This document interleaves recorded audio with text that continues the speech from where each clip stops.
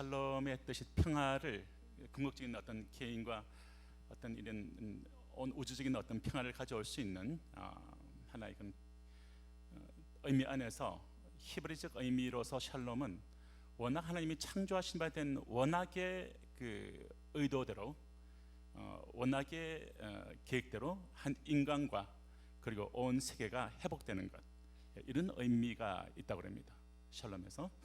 그래서 저희가 그 샬롬 할 때 한 개인이 하나님 창조하신 원학의 목적으로, 모습으로 이렇게 회복되는 것이고, 그리고 하나님이 창조하신 바 된 온 세계가 원학 창조하신 모습대로 회복되어지는 그런 의미를 가지고 샬롬이라고 이렇게 구약 성경은 얘기를 하고 있습니다.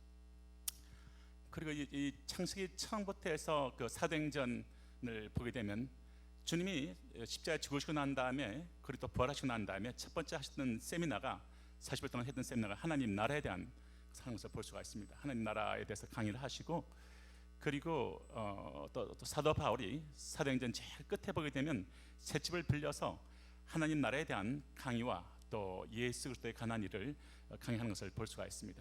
그래서 예수님의 십자가 사건 이후로 이제는 하나님 나라에 대한 굉장히 이 토픽이 중요하게 예수님 안에서, 바울 안에서 우리 가운데 주어지고 있는 것을 이렇게 사도행전 통해서 볼 수가 있습니다. 제가 오늘 여기 참 귀한 우리 이렇게 유대인 목사님들 와 계시는데요.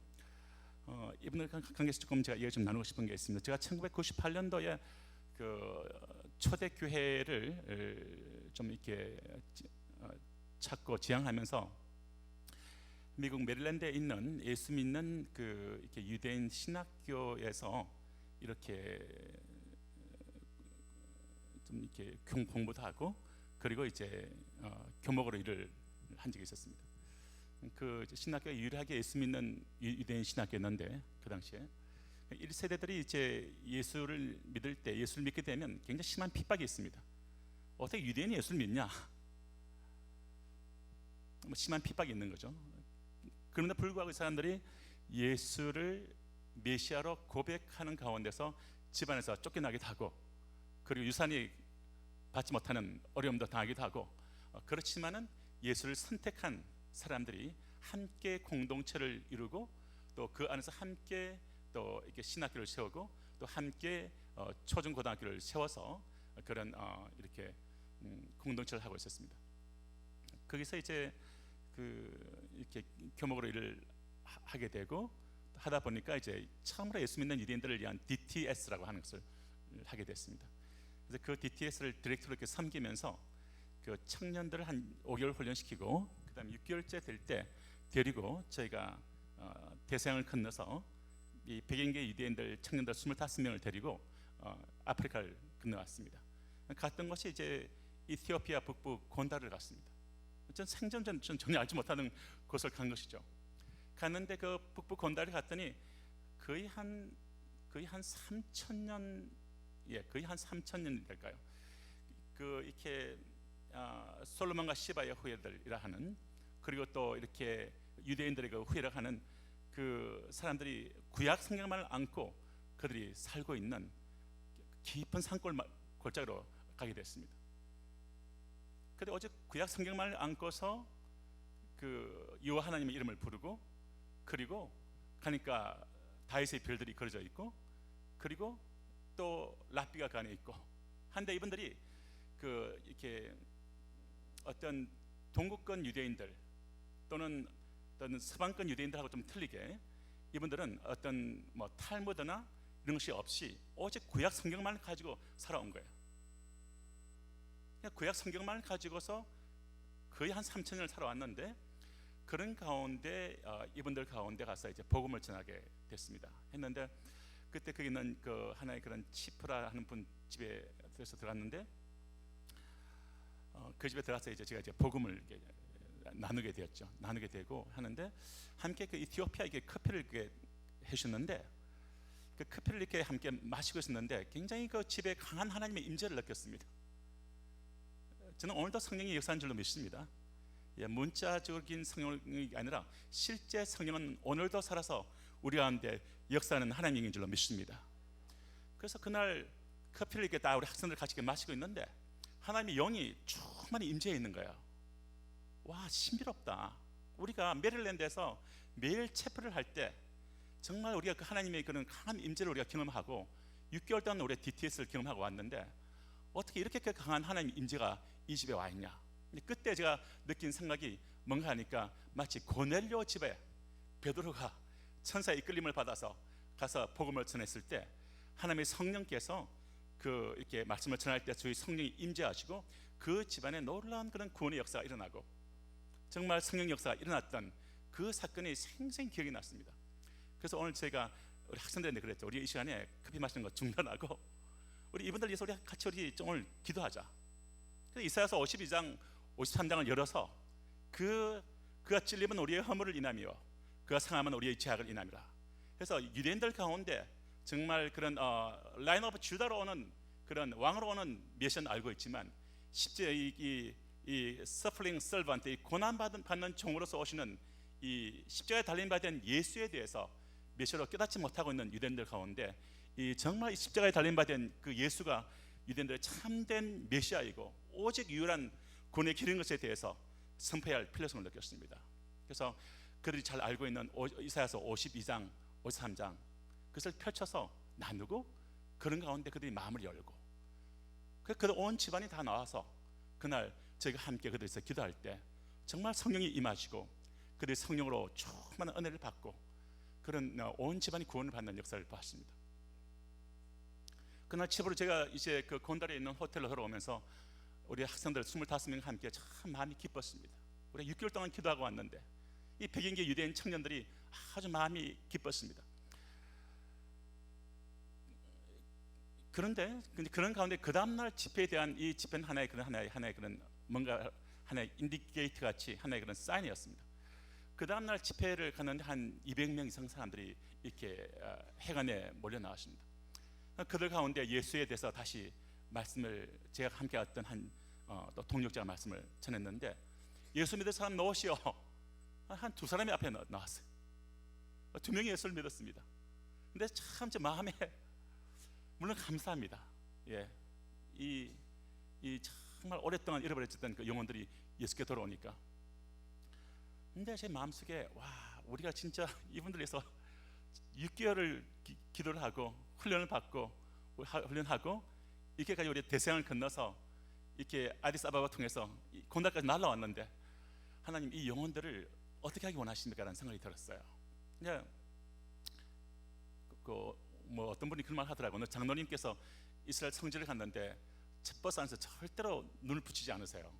잠시라도 이렇게 내깅할 수 있는데 그래서 가이드께서 장로님 좀 쉬시죠. 그랬더니 장로님 하신 말씀이 내가 낸 돈이 얼만데 그러셨던 거예요. 진짜 제가 얼마큼 투자를 했고 제가 정말 이들의 영혼을 위해서 정말 제가 기도하고 왔는데 이 2명이 예수께 나오는 것에 대해서 정말 마음이 그렇습니다. 뒤에 있는데 주님께서 마음을 주시면서 앞으로 나가서 기도하라고 안수 기도하라고 그러시는 거예요. 이게 좀 민망하지 않습니까? 갑자기 예수 믿는다고 앞에 나와 있는 2 사람이 서 있는데 제가 왔으니까 안수한다는 게. 근데 주님이 너무나 제 마음에서부터 강하게 이끌림을 주니까 또 제가 또 팀의 리더였기 때문에 제가 주의 음성을 듣고 그냥 나갔습니다. 나가서 이제 이렇게 기도를 하는데 그냥 주의 영이 이렇게 임하시더라고요. 주의 영이 임하시면서 이분에서부터 눈물이 흘리기 시작하면서 이분이 이티오피아 언어인 암하릭을 쓰지 않고 이분의 입에서부터 좀 헤븐리 랭귀지가 흘러나오기 시작했습니다. 그러면서 이분이 얼굴에서 빛이 나기 시작하고 눈물을 흘리기 시작하고 이분이 성령 감동이 되어서 이분이 기도하는 걸 보고 그에 대해서 많은 유대인들이 보면서 이게 뭐지? 저 사람 술 취한 것도 아닌데 이 낮 시간에 우리가 알지 못하는 언어로 저 사람이 기도를 하네. 다 쳐다보고 있었습니다. 그 다음 시간에 그 사람 데리고 들어왔어. 끝나고 들어왔죠. 그럼 우리가 팬토마임을 우리 이 백인 유대인 청년들이 준비를 해서 갔기 때문에 팬토마임을 준비해서 갔습니다. 근데 주님께서 강하게 마음을 주시면서 지금 팬토마임 할 때 아니다. 너희들이 계기였지. 내가 원하는 것은 더 강하게 이사야서 말씀을 선포하라. 더 52장 오산장에 있는 고난 받으신 바 된 예수, 고난 받는 그 메시아에 대한 그 그림을 생생하게 전해주라. 다시 초청하라. 성령을 받도록 하라. 다윗에게 임했던 그 하나님의 성령, 모세에게 임했던 하나님의 성령, 정말 그런 이 하나님의 성령, 그 초대교회 예루살렘 가운데 마가다락방에 임했던 그 하나님의 성령이 이들 가운데 임하도록 그를 초청하라 그러셨어요. 그래서 아멘 하고 저 앞으로 나갔습니다. 하신다고 사인 다 보내고 준비해라, 기도할 준비해라, 사인 보내고 앞에 딱 나갔었습니다. 가서 이사야서 52장 53장 말씀을 선포를 했습니다. 십자가에 달림받은 그 예수가 여러분 유대인들이 그렇게 기다렸던 그 메시아인 것을 성경에 근간해서 엑스지를 하기 시작했습니다. 강해를 하고 그런 가운데서 이 메시아가 그 나귀 타고 예루살렘에 입성한 그 이 예수가 바로 여러분들께서 그렇게 기다렸던 그 메시아인 것을 쭉 이게 구약을 펼쳐놓고 예수를 전했습니다. 그런 가운데 이 예수를 영접할 사람들 놓으시오. 그리고 이 하나님의 성령이 오늘도 살아서 역사하시는 그 성령의 부으심에 대해서 놓으시라고 청했습니다. 사람들이 한 15명이 또 나왔어요. 그래서 제가 기도를 했습니다. 근데 그분들이 예수를 영접하고 기도하는데 생생하게 눈앞에서 유대인들 가운데 거의 한 3,000년을 구약 성경만 안고 살아왔던 유대인들이 그 자리에서 예수를 영접하고 주의 영이 그 안에 하나님 프레센스가 그 가운데서 운행하기 시작하고 이분들이 눈물을 흘리면서 예수를 영접하고 그리고 무릎 꿇고 기도하고 그런 가운데 주의 성령이 임하시니까 그 성령 임재 안에서 이분들이 하나의 성령을 체험하기 시작하고 그런 가운데 계속 초청을 했는데 50명, 뭐 100여 명, 거의 한 열 몇 명 두고 그냥 거의 다 나온 것 같아요. 거의 한 180여 명이 나온 것 같습니다. 나왔는데 이분들이 학생들 다 나오라 했습니다. 이분들이 기도하자. 그리고 근데 계속 예수를 영접하기 시작하고 성령이 임하기 시작하고 그런데 성령을 체험하기 시작하는데 참 놀랐던 거는 지금 성교지 가서 그렇지 않습니까? 우리는 때때로 성령에서는 끝났다라고 하는 그래서 신학교에서 배우기도 하고 또 그래서 가르치기도 합니다. 그런데 성교지 현장에서 이티오피아에 있는 그 북부 곤다르의 그 마을에서 유대인들 가운데서 이 주의 말씀을 증거하고 있는데 마치 그 고넬료 집에 주의 성령이 임하셨던 것처럼 복음을 전할 때 성령님이 임하시고 생생한 역사가 벌어지기 시작하는데 저는 놀랐습니다. 와, 이거 예수님 하셨던 그 사역이 오늘도 살아있구나. 베드로와 요한이 했던 사도행전의 그 사역이 살아있구나. 바울이 했던 그 사역이 살아있구나. 사도행전이 오늘도 살아있구나. 오늘도 성령님은 살아서 역사하시는구나. 어제나 오늘나 영원토록 주의 영은 동일한 줄로 믿습니다. 그런데 막 우리 학생들이 그 유대인 청년들이 우리 신학교 학생들, 유대인 학생들이 DTS 학생들이 나와서 막 기도하는데 그 성령님이 막 임하기 시작하는데 그 자리에서 많은 사람들이 생생하게 병이 낫기 시작하고 그 안에서 헤븐리 랭귀지를 경험하고 성령을 체험하고 예수를 영접하고 죄를 회개하고 주의 임재가 그 자리를 충만하게 운행하시는데 하늘의 기쁨이 그야말로 충만한 것을 봤습니다. 진짜 저는 근데 제가 말하고 싶은 더 말하고 싶은 이것까지가 아니라 그 다음 이야기입니다. 그날 그들을 위해서 복음을 전하고 그들이 예수를 영접하는 것을 보고 그들이 성령을 체험하는 것을 보고 그리고 이 사도행전의 생생한 역사가 눈앞에서 벌어지는 것을 보면서 그리고 그들에서 기도할 때 제 마음에 부딪힌 것은 이거였습니다. 와, 이 너무나 주님께서 유대인들을 찾고 있었구나. 이거였습니다. 이 유대인들을 주님이 너무나 오랫동안 이들을 다시 돌이키려 원했구나. 그래서 기도할 때 제 마음속에 부딪혀오는 것이 마치 어떤 엄마가 자기 5살 된 딸을 데리고 나갔다가 길을 잃어버렸는데 뭐 그 잠이 옵니까? 그를 찾으려고 얼마나 애썼습니까? 근데 누군가 뛰어들어서 그 아이를 찾아주겠다고 뛰어들면 얼마나 고맙습니까? 뭐라도 주고 싶죠. 지갑이 열리지 않습니까? 뭐라도 주고 싶죠. 저는 진짜 이 유대인들 사역을 하면서 제가 느낀 것은 뭔가 하니까, 와, 진짜 이거는 하나님이 너무나 이들을 지금 잃어버린 이들을 찾고 있는 거구나. 예수를 통해서 그들을 다시 찾으려 하는 거구나. 그것을 생생히 본 겁니다. 보고 하나님 마음이 너무 간절한 거예요.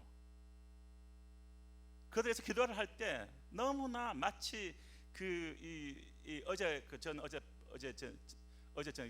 저는 미국에서 이스라엘 거쳐서, 영국에서 세미나를 하고 이스라엘 거쳐서 이티오피아를 거쳐서 다시 제가 들어왔는데요. 근데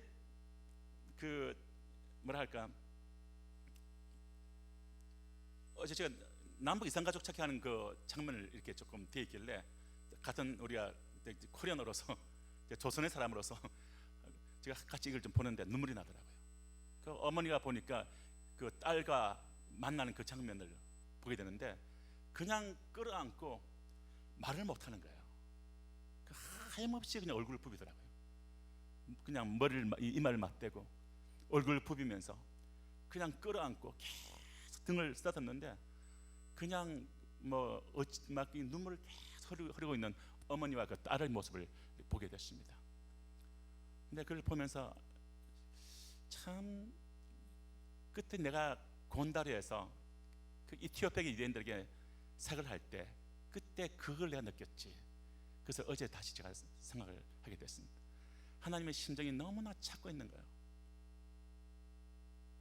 그래서 저는 그런 가운데서 이제 참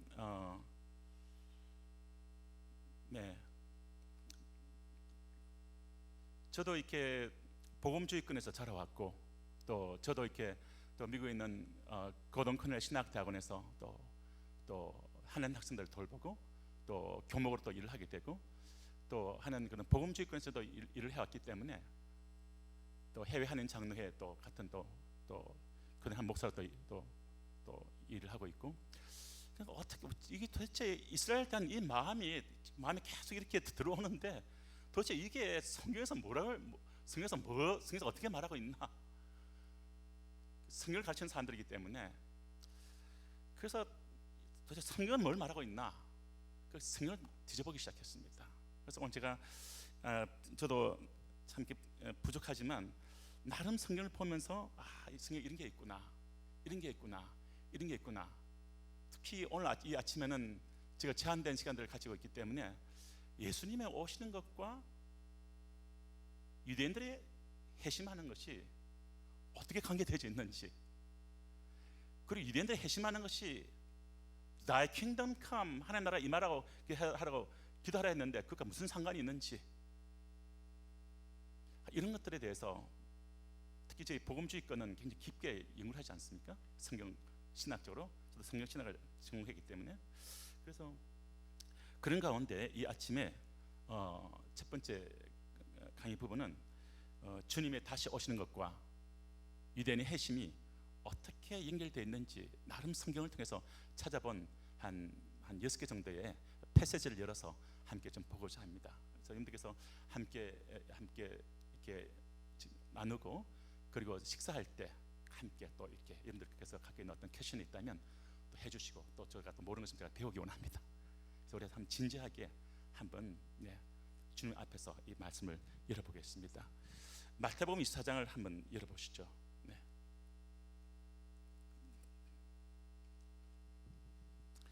아마 잘 아시는 구절이죠.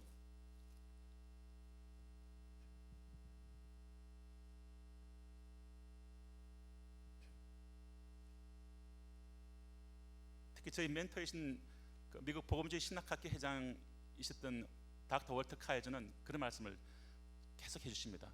성경적인 마지막 때를 가르쳐야 된다. 그걸 가르치지 않기 때문에 많은 이단이 일어난다.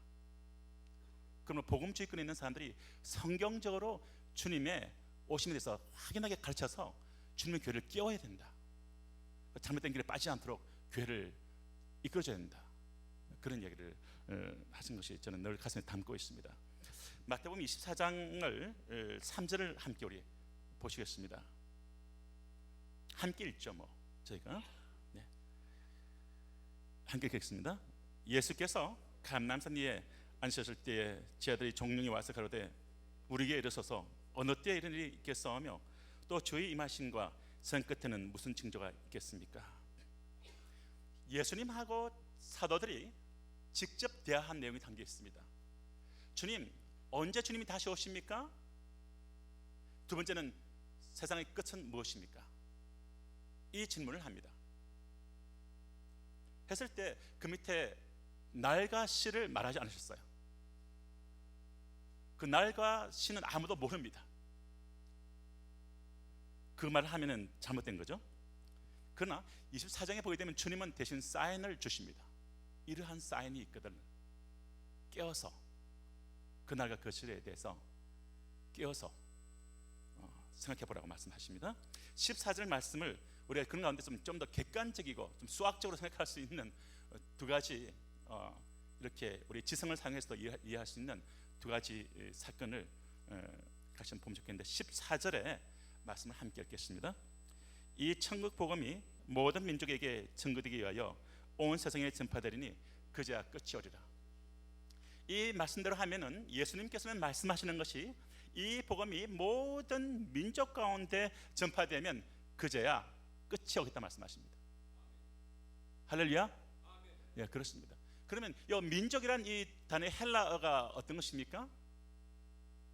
에테네 아닙니까? 그럼 에테네가 종족 아닙니까? 그러면 모든 종족 가운데 이 복음이 전파되면 그제야 주님 오시겠다 하는 건데 24,000개의 종족이 있지 않습니까? 미국에서 10년 전에 그 플로리다에서 그 이렇게 YWAM 대표 또 CCC 대표 빌 브라이트 또 뭐 하여튼 또 위클리프 대표 그래서 미국에서 가장 이벤젤리컬한 빌리그램 센터 대표 하여튼 이 미국에서 참 신뢰받을 수 있는 아주 이벤젤리컬한 선교단체 장들이 한 20명이 모였습니다. 모여서 현재 우리가 예수의 지상명령을 완성해야겠는데 이 복음을 끝까지 전파하고 주의 오시는 길을 열어야겠는데 그러면 우리가 갖고 있는 모든 자원을 동원하고 현재 깨어있는 전 세계에 있는 교회들이 세계 선교회에서 깨어있는 교회들과 우리 선교단체들의 영장들과 전선에 나가 있는 우리의 선교사들을 생각해 봤을 때 이 일을 언제 끝날 수 있겠는가 그런 생각했을 때 그때 그 플로리다 회의에서 나왔던 것이 그 일은 그분들이 말하기를 우리가 집중해서 한다면 30년 내로 끝낼 수 있을 것 같다. 그분들 입에서 나온 말이에요. 미국에서 제가 살고 있기 때문에 복음직근 신학교 안에서 일을 하고 있기 때문에 그런 정보들이 오가죠. 그냥 했습니다. 지금 한 24,000개의 미전도 종족 가운데 거의 뭐 글쎄요 한 2,000개 정도의 종족들 빼놓고는 복음 좀 다 들어간 것 같습니다. 참 놀라운 것은 현재 제가 이렇게 저희가 저희 신학교가 예루살렘도 신학교가 있고 저희 신학교가 웨스트 뱅크 안에 있는 팔레스타인의 수도인 라말라에도 신학교가 들어가 있습니다. 유일한 신학교 중 하나 들어가 있는 거죠. 저희가 이슬람 교회도 이 안에 정보망을 갖고 있고 이슬람도 정보망을 갖고 있습니다. 미국에서도 이렇게 이벤젤리컬 안에 정보망을 가지고 있죠. 근데 지금 현재 이란에 굉장히 큰 일이 벌어지고 있습니다. 아마 여러분들께서 이야기 들었겠지만 이란에 굉장히 강력한 복음의 지금 역사가 진행되고 있습니다. 약 700만 명이 예수께 돌아다닙니다. 파키스탄에 약 5% 정도가 예수를 믿는다라고 파키스탄 안에 10개의 신학교를 갖고 있는 학장님하고 같이 통해서 얘기를 들었습니다. 얼마나 이게 지금 이집트 안에 약 10만 명이 24시간 기도를 모여서 중동의 부흥을 오게 해달라고 기도하고 있습니다. 이스라엘 바로 옆에 땅에 있는 시리아는 시리아사입니다. 시리아산 이 시리아 땅에 보게 되면 시리아 백성들이 그 자기들 대통령도 의지할 사람이 못 되고 그리고 만약 이렇게 제가 이렇게 돌봤던 형제 중에 한 명이 이렇게 메디나에서 이제 PhD를 하고 그게 이제 가장 정통적인 이슬람 정통 학자 학교인데 그래서 박사라고 해서 교수를 하는 형제가 예수를 믿게 되고 지금 현재 함께 양육하게 되고 함께 지금 이렇게 중동 내에 지금 그 예수 공동체 세우는 일을 지금 진행하고 있습니다. 이 형제가 말하기를, 야, 아이시스가 가장, 만약에 모하마드가 등장한다면 지금 가장 당신이 원했던 이슬람이 어떤 단체가 가장 그것이 맞습니까? 라고 묻는다면 아이시스라고 말할 거라고. 그러니까 지금 현재 이 시리아 사람들은 대통령도 의지하지 못하고 반군이 되어 있고 아이시스도 의지하지 못하고 그런 가운데서 삶을 둘 데가 없으니까 그런 가운데서 지금 그들 레피지 안에서 계속 기독교인들 들어와서 봉사활동하면서 많은 숫자가 지금 예수께 돌아오고 있습니다. 지금 저희가 그 심지어는 어디입니까? 지금 티베트 같은 티베트의 소성불교가 얼마나 강합니까? 근데 큰 지진이 나가지고 그들이 의존하고 있던 이 히말라야 쪽에 이 산들이 뒤에 흔들렸습니다. 뒤에 흔들리면서 많은 소성불교의 절들이 무너졌습니다. 그런 가운데서 이분들 안에 최근의 정보에 의하면 티베트 이 인사이드에서 약 100만 명이 예수께 돌아왔다는 정보가 있어요. 그러니까 이 미시올로지스트들이 이 선교학자들이 전혀 예상하지 못했던, 저희 학교 안에 세계에서 가장 큰 선교정보센터가 있습니다. 같이 제가 미션 커미티에서 일을 하고 있죠. 그 소장이. 선교학자들이 전혀 예상하지 못했던 지금 현재 중동권 안에 굉장히 강력한 이 복음의 지하수가 흐르고 있습니다. 우리가 예상보다 훨씬 빨리 가고 있습니다. 굉장히 빠르게 복음이 흘러가고 있습니다. 그런 가운데서 저는 정말 이 천국 복음이 모든 종족에게 전거되게 하여 온 세상에 전파되리니 그제야 끝이 온다고 했던 이 말씀대로 모든 종족 가운데 복음이 전파되게 하는 것, 이 남아있는 것을 우리가 다 힘을 모아서 해야 할 줄로 믿습니다. 우리 한번 선포할까요? 주님, 모든 종족 가운데 예수의 십자가의 복음이 전파되게 역사하여 주옵소서. 할렐루야. 아멘. 그래서 사실 제가 어제 비행기를 타고 일본에서 건너왔습니다. 원학은 오늘 오는 걸 그저께 건너왔습니다. 원학은 어제 오는 걸로 돼 있었는데 이 태풍이 온다고 하는 바람에 그냥 급하게 티켓을 바꿨는데 비행기가 다 캔슬됐더라고요. 그런데 저희 비행기는 아주 이게 SCH라고 되어 있었어요. SCH가 뭐지? 딜레이도 아니고 캔슬도 아니고 SCH가 뭐지? 했는데 보니까 스케줄도 해가지고 딱 디펜딩 되어 있는 거예요. 이 태풍이 태풍이 움직이는 속도를 맞추고 이 각도를 맞춰서 비행기가 떠든지 말든지 결정하겠다는 거예요. 근데 참 감사합니다. 딱 공항까지 5시 이후에는 알 수 있다 그랬는데 뭐 그때 공항 가야 될 시간이니까 봤더니 비행기가 뜬다고 딱 표시되어 있었어요. 그래서 다행히 이 한국에 날라왔는데 보니까 오다가 이제 인천공항에서 이제 저 신림동 집을 오는데 보니까 버스 안에서 보니까 태풍이 아주 슬로우하게 아주 천천히 움직이고 있었다, 그런 말 하더라고요. 그래서 이 비행기 먼저 날라와 버린 거죠, 앞으로. 덕분에 여기에 참 쓸 수가 있었습니다. 우리가 생각한 것보다 굉장히 복음은 빠르게 지금 날아가고 있습니다. 진행되고 있습니다. 제가 일본에 지난주에 일본 후쿠오카에 신학교를 오픈하게 됐습니다. 60명의 신입생들이 들어왔습니다.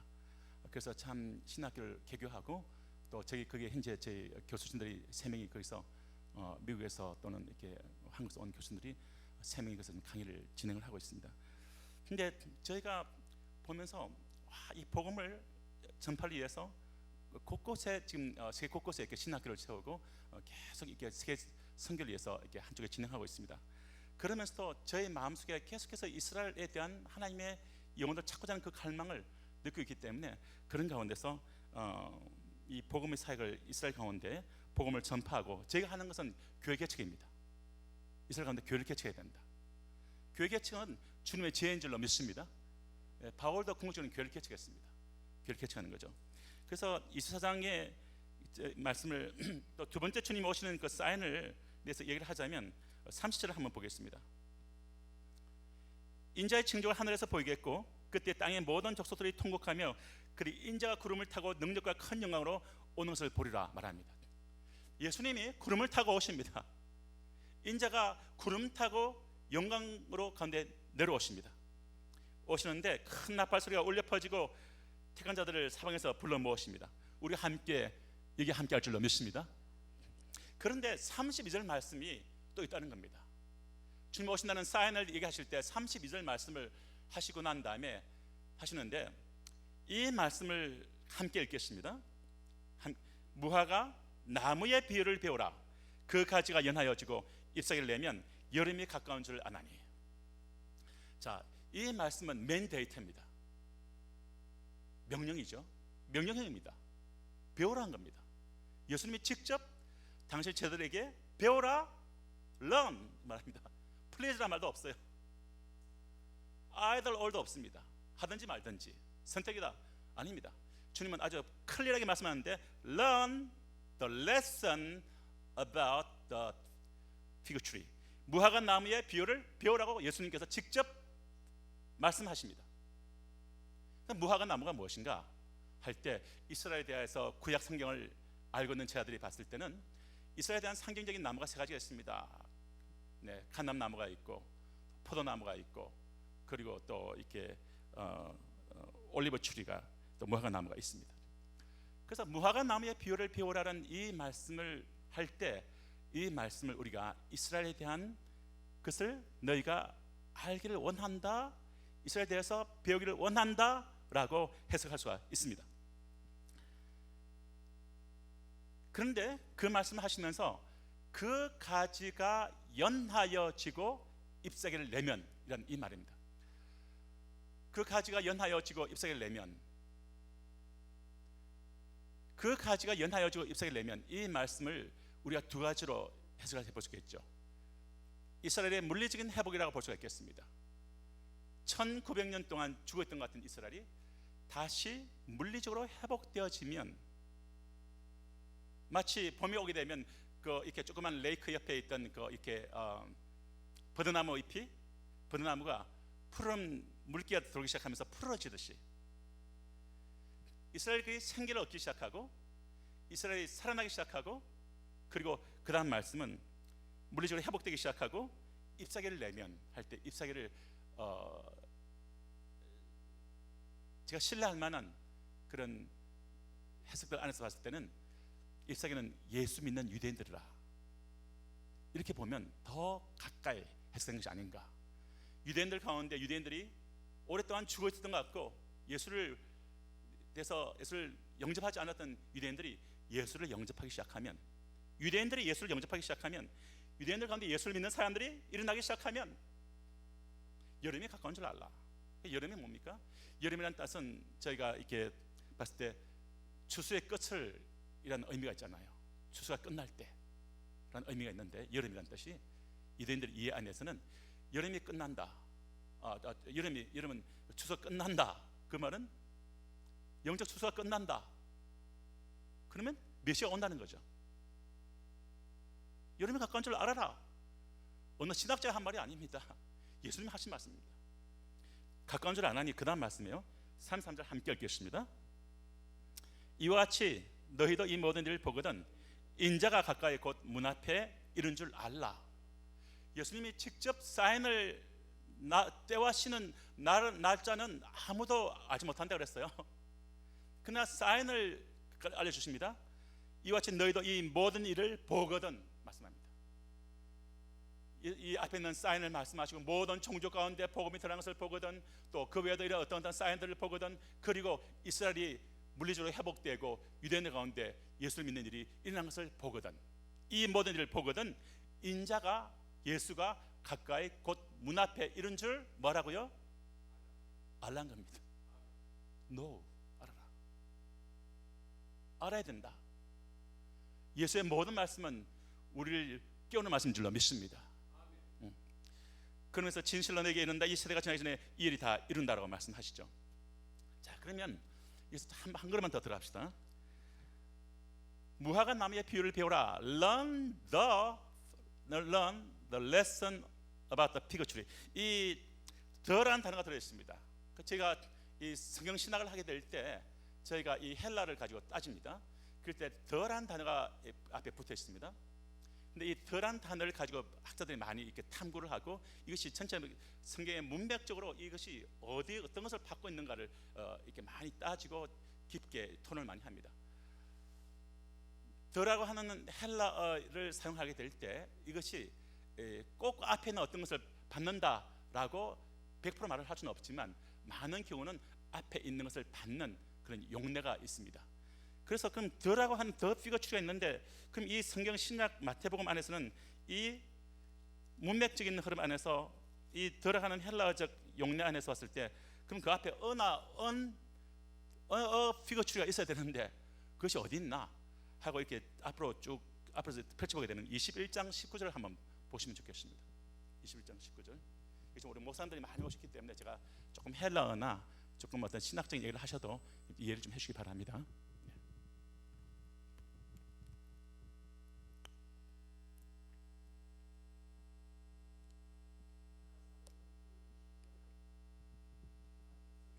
성경 구절 띄워주면 좋습니다. 19절 말씀을 보시면 함께 읽죠.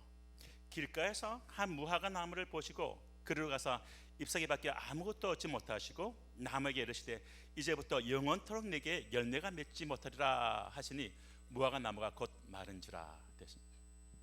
여기 피거츄리가 있습니다. 피거츄리. 주님이 그 이스라엘 그 무화과 나무를 보면서 주님이 그것을 저주하니까 나무를 저주하니까 나무가 말라버렸습니다. 그러나 난다 하신 이 말씀이 굉장히 초대 교부들 안에서 논쟁이 이것이 굉장히 어떤 뭐랄까 해석에서 어떤 해석을 했는데 그것이 우리 전체 이 교회사 안에 어떤 영향을 준 부분이 있습니다. 그것이 뭔가 하면 영원토록 열매 맺지 못하는 이유입니다. 그러니까 이스라엘 이 무화과 나무를 이스라엘로 이 초대 교부들은 알았기 때문에 그러면 이게 이스라엘인데 영원토록 결실 맺지 못하네. 특히 AD 313년경 컨스탄틴 대제가 로마 중심의 크리스티애니티 킹덤을 구축하면서 그것을 하나님 나라로 규정하면서 그러면서 로마 중심에 그러면서 예루살렘을 잘라내고 그리고 심지어는 안티옥이나 있었던 그 감독도 초청하지 않고 그래서 유대인들 감독들은 아예 초청도 하지 않았습니다. 하면서 완전히 로마 중심의 기독교와 하나님 나라에 대한 그것을 펼쳐나갔죠. 그래서 사실 어거스틴도 초기에는 역사적 전천년을 주장하다가 무천년으로 가버렸는데 여기 보게 되면 그 이후로 교부들이 그 이후로 띠알라시안 신학자들이 굉장히 이게 신학을 발전시키면서 이 성경 구절을 많이 인용했습니다. 봐라, 이스라엘 끝났다. 이스라엘 끝난 거다. 예수님은 직접 말씀하셨다. 뭐라고 말씀했나? 무화과 나무에 대해서 말씀하기를 이스라엘 의미하는데 무화과 나무가 영원히 결실 맺지 못한다고 말했다. 예수가 왔고 예루살렘에서 교회가 시작됐고 AD 7년 성전이 불타버렸고 유대인들은 모래알같이 전 세계에 흩어져 버렸고 이스라엘은 끝났다. 그 증거로서 이 말씀을 댑니다. 영원토록 열매 맺지 못한다. 이스라엘 끝났다. 열매 맺지 못한다는 말은 더 이상 구원이 없다는 겁니다. 그런데 이 영원토록이라는 이 단어에 대해서 한글 성경 보게 되면 그렇지, 영원이지. Ever and forever. 영원이지. 이스라엘 끝났지. 일본 신학교에서 강의를 하다가 이 구절을 제가 조금 이해했는데 일본 성경도 그렇게 돼 있대요. 영어 성경도 보게 되면 never 하여튼 그런 뉘앙스를 갖고 있습니다. 근데 헬라어로 가게 되면 이 영원이라는 단어가 좀 다르게 나옵니다. 이 단어가 약간 어느 부분의 센스에서는 forever 이런 약간 컨셉이 있어요.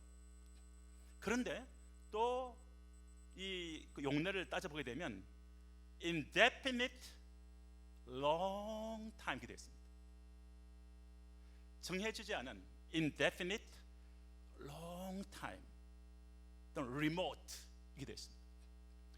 정해지지 않은 아주 긴 시간 동안 열매를 맺지 못할 거다. 지금 이런 의미를 담고 있는 겁니다. 우리가 예수님께서 forever이라 하는 그 컨셉으로 얘기하지 않고 indefinite long time으로 예수님이 이 말씀을 하셨다고 하는 것을 이해할 수 있는 것은, 왜냐하면 이 21절 2장 19절에 이 말씀이 있지만 24장 14 우리가 봤던 32절 말씀을 하게 되면 무화과 나무의 비유를 배우라. 오랫동안 열매가 없을 것이다. 그러나 indefinite long time 후에 긴 시간이 얼마큼 될지 모르겠지만 1000년이 될지 1800년이 될지 뭐 주님께서 말씀 안 했으니까 긴 시간이 지나고 난 다음에 뭐가 된다고요? 그 가지가 연하여지고 잎사귀를 낸다고요. 예수님은 이스라엘이 회복될 것을 말씀하고 있습니다. 가지가 연하여진다, 잎사귀를 낸다. 유대인들이 버려진 게 아니다. 아까 우리 정 목사님께서 보여주셨죠? 바울이 했던 말, 이스라엘 하나님 버리셨느냐? 그럴 수 없느니라. 바울이 그 말을 하지 않습니까? 바울보다 뛰어난 신학자가 있습니까? 한국에? 미국에? 유럽에? 예수님보다 더 뛰어난, 정확히 말씀하시는 분이 있습니까? 예수님은 긴 시간 열매가 없겠지만 긴 시간이 지나면 다시 이 가지가 연하여지고 잎사귀를 낼 것을 주님이 말씀하고 있는데, 주님 말씀과 어떤 신학자 말로 어떤 게 더 중요합니까? 여름에 가깝다. 그러니까 이스라엘이 가지를 낼 것이다, 이렇게 말씀하고 있습니다. 그런데 여기서 또 한 걸음 더 들어간다면, 주님이 무화과 나무에 대해서 결실을 맺지 못한다, indefinite long time 이란 그런 관점 안에서 그 말씀을 했을 때, 이 말씀에 대해서 우리가 조금 더 해석을 조금 더 정교하게 들어가야 한다면 이렇게 볼 수가 있겠죠. 마가복음 11장 13절 말씀 한번 보시겠습니까? 마가복음 11장 13절 말씀. 이 말씀을 보면 와, 여기에 좀 새로운 센스가 있네. 성경은 성경으로 열 수가 있는 거니까 11장 13절을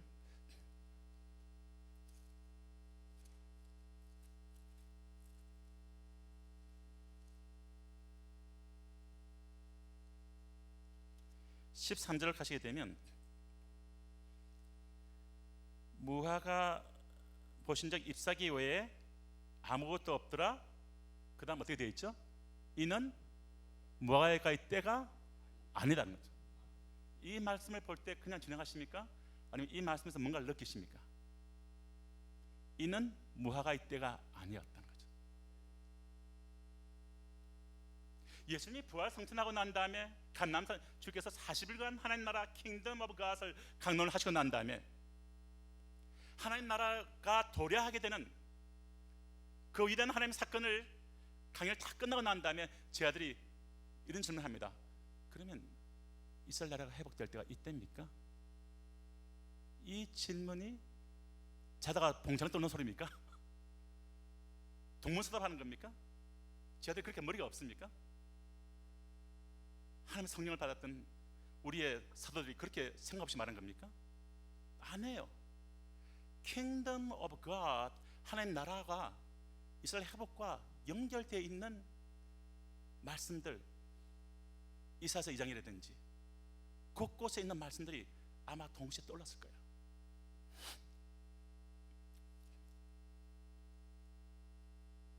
여기 보게 되면 주님께서 이때입니까 하니까 주님 하신 말씀에 아니다, 이 복음이 모든 민족 가운데 전파되어야 된다. 이 말씀하는 것은 이스라엘 회복을 말했을 때 그 신학적으로 이단이야, 신학적으로 잘못된 거야, 그렇게 주님 말씀한 게 아니라 그런 잘못된 해석이야 말하지 않고 주님 하신 말씀이 My father has set the chronos kairos, 이렇게 말합니다. 나의 아버지께서 My father has set kairos chronos by his authority, 그의 권세, 하나님의 권세에 의해서 하나님이 이스라엘이 회복되어야 할 그 때, 그 날을 has set, 정해 놓으셨다는 겁니다. 2000년 전에요. 예수님이 제대로 하신 말씀이에요. 그거대로 어떤 로만 캐톨릭의 어떤 교부가 무슨 말을 하든 현대에서 어떤 신학자가 무슨 말 하든 상관없습니다. 예수님이 하나님 앞에서 우리 사도들에게 하신 말씀입니다. 누굴 따라가시겠어요? 예수님 따르시겠습니까? 이 말씀 보게 되면 그리스도는 무화과의 때가 아니다라는 이 말을 이런 문맥 속에서 여기에 주님이 어떤 센스를 주고 있는 무화과의 때가 지금 아니다. 지금 너희들 유대인 가운데 거대한 일부가 복음을 받고 이렇게 하겠지만 예루살렘 교회가 태어나고 하겠지만 그냥 그 때가 올 것이다. 이스라엘한테 거대한 회개의 역사가 일어날 것이다. 이스라엘이 회복되는 때가 올 것이다. 이런 뉘앙스를 주고 있는 겁니다. 지금 무화과의 때가 오고 있는 줄로 믿습니다. 그러면 저희가 이제 첫 번째 패시지를 했습니다. 두 번째는 바로 그 마태복음 23장으로 가겠습니다. 네. 자, 모두 6개의 패시지를 할 거예요. 마태복음 23장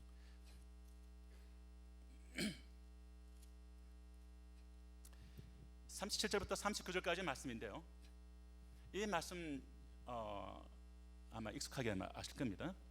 주님께서 이제 그 23장까지 갔으니까 이제 십자가의 사건이 이제 다가오고 있죠. 주님의 앞날에 대해서 이날에서 예언하시는 24장이 있고 23장 37절부터 39장에 보게 되면 37절에서 예루살렘아 곧 이 말은 뭐 우리가 워싱턴 DC를 얘기하면 미국 전체를 의미하듯이 예루살렘이라는 말은 이스라엘 전체를 의미하는 거죠. 이스라엘아 유대인들아 선자들 죽이고 파송된들 돌로 치는 자여 암탉이 그 새끼를 날게 하려 모험같이 내가 너희 자녀를 뭘 하느냐 몇 번이냐 그러나 너희가 원치 아니할도다.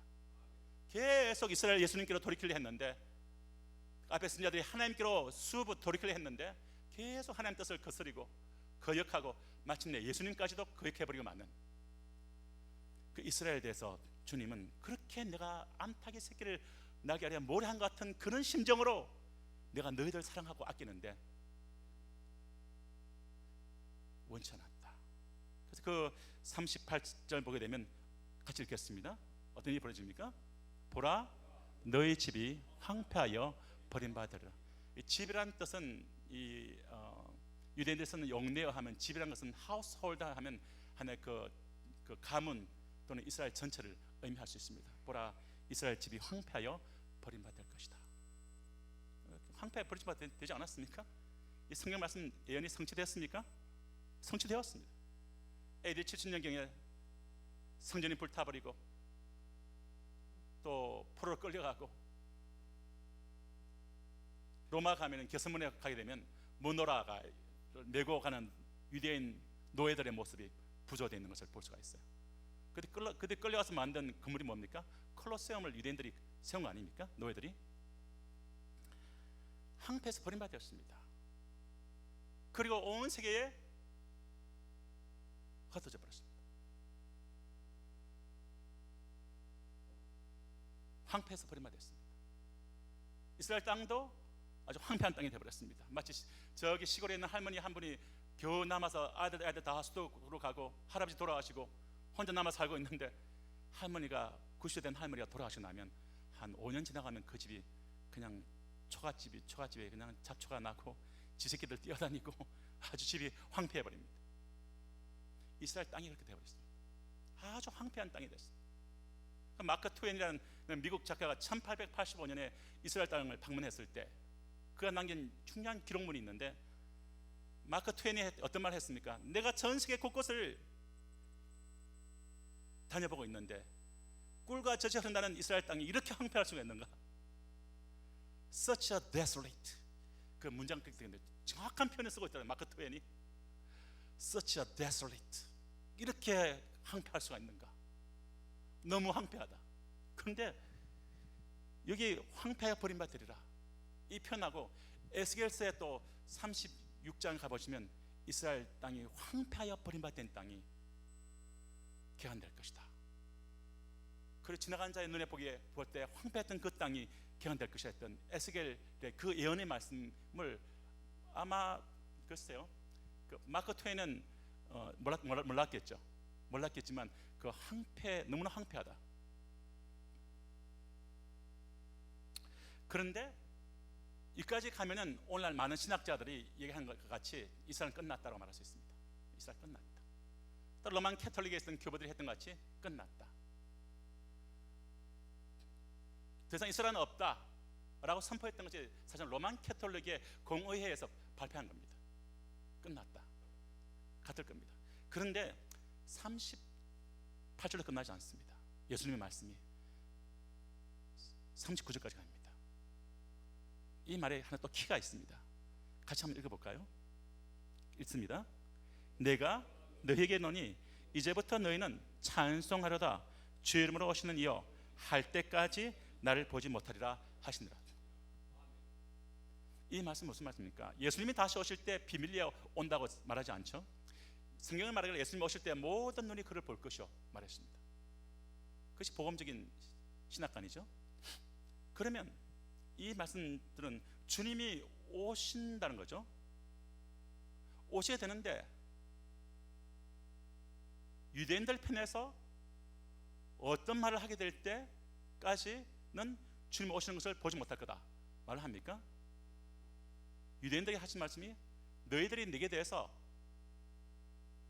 주의 이름으로 송축하려다 주의 이름으로 오시는 이어 할 때까지, 이게 또 중요한 단어가 또 나옵니다. until이 나옵니다. until이 참 중요한 단어인데요. until까지는 그 유대인들이 예수님께 대해서 당신이 우리의 십자가 달린 바 된 예수, 당신이 우리의 메시아인데 우리가 몰랐습니다. 그리 애통하면서 주께 나오게 되는 그것이 있을 때까지는 예수를 보지 못할 거다, 이 말을 한 겁니다.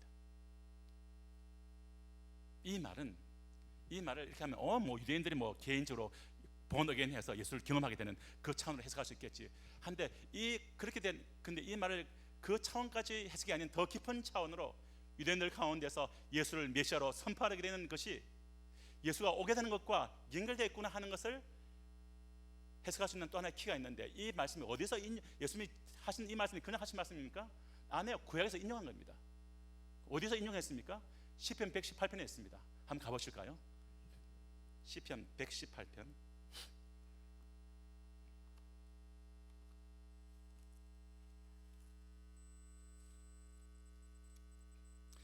시편 118편 25절과 26절에 보면 예수님이 인용하신 구절이 나옵니다. 여호와여 구하옵나니 이제 구원하소서. 여호와여 우리가 구하옵나니 이제 형통케 하소서. 26절 펴신 분들 함께 읽겠습니다. 여호와의 이름으로 오는 자가 복이 있으며 우리가 여호와의 집에서 너희를 축복하리로다. 여호와의 이름으로 오는 자가 복이 있으며, 이 표현이 영어 성경에 똑같이 되어 있습니다. 어디 있습니까? Blessed is he who comes in the name of the Lord. 이 표현인데, 이 표현이 예수님이 정확하게 마태복음 23장 39절에서 인용하셨습니다. 근데 시편 118편이 메시아 환영송입니다. 신학교에서 이거 시편을 구분할 때 시편 118편은 메시아 환영송이다, 메시아를 웰컴하는 송이다 이거거든요. 그러니까 유대인들이 예수님께서 당신이 우리의 메시아입니다 라고 환영하는 그 송이 할 때까지는 나를 보지 못할 거다, 이 말을 하고 있는 거죠. 어떻게 이스라엘의 어떤 그 기능을 볼 수 있는 겁니다. 주님 오시는 것과 연결해서 온 세계가 마라나타 하겠죠. 유대인들 사이에서는 이 말씀이 히브리어로 본다면 바루카바 베셴 아도나이 아닙니까? 바루크의 뜻은 blessed, welcome. 하바, one who comes. 바셴, in the name. 같이 다 할까요? 아도나이, 주의 이름 안에서 오시는 이여 환영합니다. 사실 유대인들의 결혼식에 대한 연구를 해보면 신부가 신부에게 부른 노래예요. 바루카바 베셴 아도나이, 그 노래 아닙니까? 이거 신부가 신랑을 웰컴한 송이거든요. 이스라엘아, 너희가 정말 고멜같이 아니하고 술라미같이 내게 대해서 바루카바 베셴 아도나이라고 고백할 때, 너희가 나를 메시아로 고백하고 나오게 될 때 내가 나를 보게 될 것이다. 우리가 두 번째 패시지 했습니다. 세 번째 패시지를 한번 보겠습니다. 네, 시간이 많이 지나죠. 화갈까요? 지금 5분만 더. 4분. 네. 자, 그러면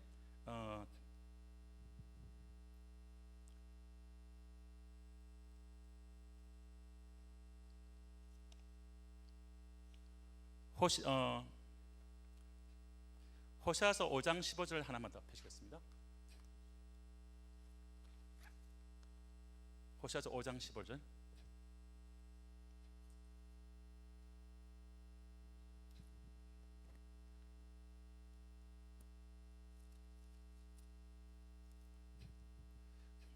이 말씀이 6장은 이스라엘에 대한 회개를 촉구하는 메시지예요. 그리고 6장 3절에 보게 되면 이스라엘아 너희가 회개하고 돌이키면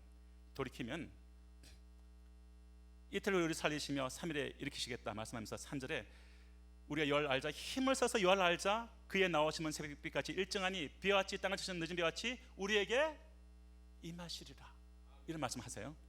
하시면서 쭉 그 뒤에 앞뒤 문맥을 보게 되면 이스라엘 깨우시는 하나님의 음성이 있습니다. 근데 그 중에 5장 15절 하나만 하고 지금 시간이 3분 남기 때문에 끝내겠습니다. 하고 나머지 패시지는 제가 오해하겠습니다. 5장 15절 함께 읽겠습니다. 시작. 잠깐만요. 호세아서 5장 15절입니다. 그 말씀 맞습니까? 예, 죄랑 좀 다르게 된. 네, 시작. 그들이 그 죄를 뉘우치고 내 얼굴을 구하기까지 내가 내 곳으로 돌아가리라. 그들이 고난 받을 때 나를 간절히 구하리라. 자, 이 말씀을 어떻게 생각하십니까? 그들은 유대인을 의미합니다. 유대인들이 그 죄를 뉘우치고 예수를 거부하고 십자가 타는 매달리는 일에 그들 일부를 동참하고 우리 왕이 아니다. 빌라도 우리 왕이다. 십자가에서 못 박아 서서 했던 지금도 예수를 거부하고 있는 그 죄를 뉘우치고 예수를 메시아로 고백하고 내 얼굴을 구하기까지 예수 얼굴을 구하기까지 내가 누굽니까? 예수께서 나의 곳으로 돌아가리라. 지금 하늘에 계신 줄로 믿습니다. 그들이 고난받을 때에 야곱의 환난 때가 오겠죠. 깨어나서 예수 얼굴을 구하게 되는 그 모습이 생생하게 성경에 보입니다. 그들이 고난받을 때에 어떻게 한다 했습니까? 간절히 구하여 구한다. 그 말씀 나옵니다. 같이 기도하시겠습니다.